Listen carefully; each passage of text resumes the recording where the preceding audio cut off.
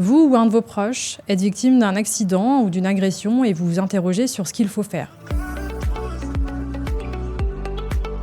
Bonjour, je m'appelle Stéphanie Thirard, je suis avocat en réparation du dommage corporel et je vais vous donner quelques conseils sur les réflexes qu'il faut adopter dans cette situation. Le premier conseil, ça va être de prendre des photos de vos blessures, notamment si vous avez des plaies ou des ecchymoses, puisqu'elles ne sont pas toujours notées dans les certificats médicaux. Le deuxième conseil, c'est de garder des justificatifs de toutes vos dépenses qui sont en lien avec l'accident. Pour les déplacements qui sont faits en voiture, le plus simple, c'est de faire une liste avec la date et l'objet de chaque déplacement. Troisième conseil, tenir un journal de bord qui va permettre de noter toutes les évolutions importantes dans votre parcours médical. Par exemple, si vous avez des fractures et que vous êtes immobilisé, c'est très important et très utile de noter la date à partir de laquelle vous n'avez plus besoin de béquilles, la date à laquelle vous pouvez remarcher sans aide. Et comme on ne tient pas seulement compte des blessures physiques, on va aussi tenir compte des répercussions psychologiques et de l'atteinte à la qualité de votre vie, il est important aussi de noter les altérations que vous avez au niveau du sommeil, par exemple. Quatrième conseil, ne pas vouloir aller trop vite. Une bonne indemnisation nécessite de passer par une expertise qu'il faut préparer dans de bonnes conditions,